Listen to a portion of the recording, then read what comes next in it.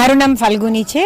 હું અહીં રાજકોટ કોર્પોરેશન દ્વારા જે આપણે આયોજન થયું છે સ્વદેશી અપનાવોનું, ત્યાં આવેલી છું અને ત્યાંથી મેં ઘણું બધું શોપિંગ કર્યું. બહુ સારું છે. અને અહીંયા જે આ લોકો આવ્યા છે તે હાથવણાટ છે, પોતાની જાતે બનાવેલી કારીગીરી છે, બહુ જ સારું છે એનું. અને આપણે જે વડાપ્રધાન છે નરેન્દ્રભાઈ મોદી તેમજ ભૂપેન્દ્રભાઈ પટેલ દ્વારા જે આ છે આપણા દેશનું સપનું છે કે સ્વદેશી અપનાવો અને દેશને આગળ વધારો. અને હું શહેરીજનોને પણ અપીલ કરું છું કે તે લોકો અહીંયા દીવડા મળે છે, સારા એવા શોપીસ મળે છે, તોરણ મળે છે, બધું અહીંયાથી લે. સારું છે, વ્યાજબી કિંમતે છે અને વસ્તુ પણ સારી છે.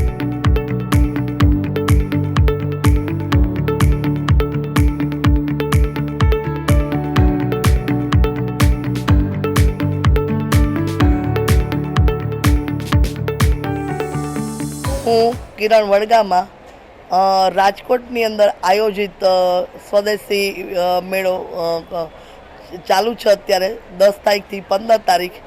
એમાં મારો સ્ટોલ છે અને સ્વદેશીને આપણે અપનાવવું છે. નરેન્દ્રભાઈ મોદીજી આ સ્વદેશી અપનાવવા ઉપર આપણને જે અત્યારે આગળ લઈ જઈ રહ્યા છે કે આપણે આપણી વસ્તુને જ આપણે આગળ પ્રમોટ કરી અને આપણે આપણી જ વસ્તુને આપણે યુઝ કરી. તો એના ઉપર આપણે એ અભિયાન ઉપર આપણે આગળ જઈ રહ્યા છીએ. તો આપણે બધાએ સ્વદેશી અપનાવવાનું છે. બીજું અહીંયા vocal for local.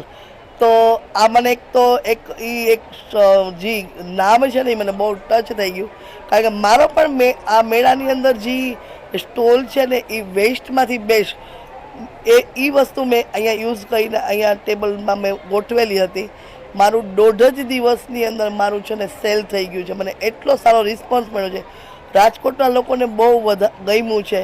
Sara Sara artist લોકો આવેલા છે અને એમને તમે પ્રોત્સાહિત કરો. નરેન્દ્રભાઈ મોદીનું જે સપનું છે એને આપણે સાકાર કરવાનું છે.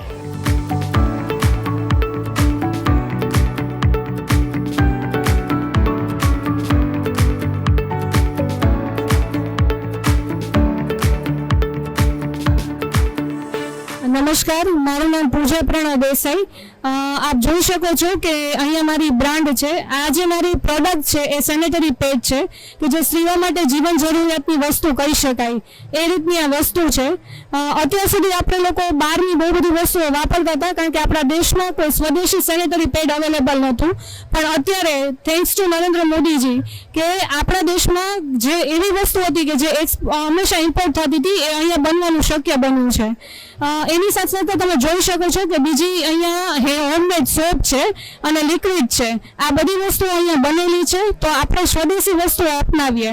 એટલું બધું સરસ આયોજન, આટલું મોટું આયોજન, તો એના માટે હું ચોક્કસ રાજકોટ મહાનગરપાલિકાને સ્પેશિયલ થેન્ક્સ કહીશ કે જેણે અમારા જેવી ફિમેલ કે જે જસ્ટ એનું સપનું ઘર સુધી સીમિત થઈ જતું હતું એને બંને આટલું મોટું પ્લેટફોર્મ આપ્યું છે.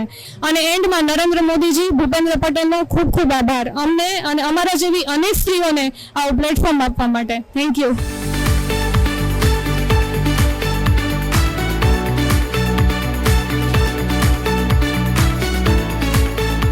હું રાજકોટથી શબાના.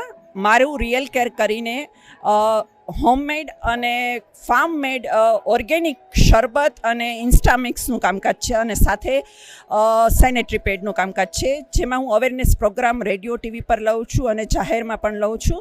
આ સાથે મારી 2 બહેનો છે, એમના નામ આપે છે એ લોકો અને એમનું કામ પણ હું તમને સાથે જણાવું છું.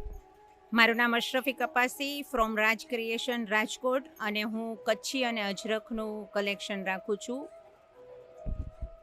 મારું નામ તસ્નીમ હરિયાણાવાલા અને હું રાજકોટથી છું અને મારું બધું લખનવી કલેક્શન છે. ફ્યુઝન કલેક્શન તરીકે ઓળખાવું છું અને રાજકોટથી જ કામ કરું છું.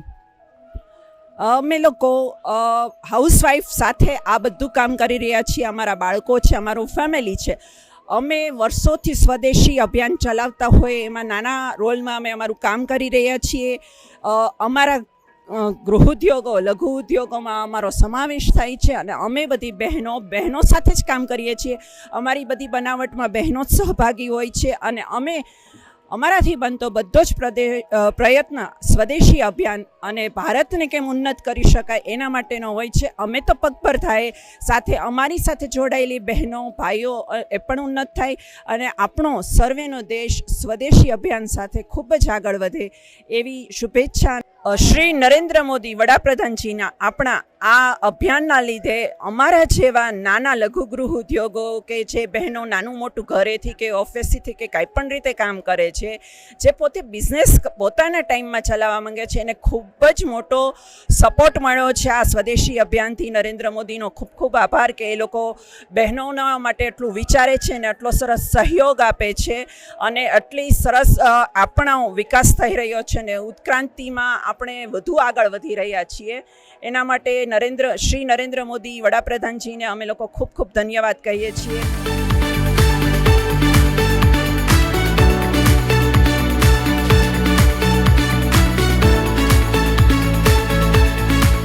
હું ડૉક્ટર શિવાની કોટક, લઘુ ઉદ્યોગ ભારતી તરફથી આજે અહીંયા ઉપસ્થિત બધા જે લેડીઝ છે એમના તરફથી એક મેસેજ આપવા આવેલી છું. સાથે સાથે આપણા PM શ્રી નરેન્દ્રભાઈ મોદીનો જે કોન્સેપ્ટ છે સ્વદેશી, કે આપણી દેશની જે બધી વસ્તુઓ છે એ આપણા દેશમાં જ રહે અને એ જ વસ્તુને આપણે વધારે પ્રમોટ કરીએ.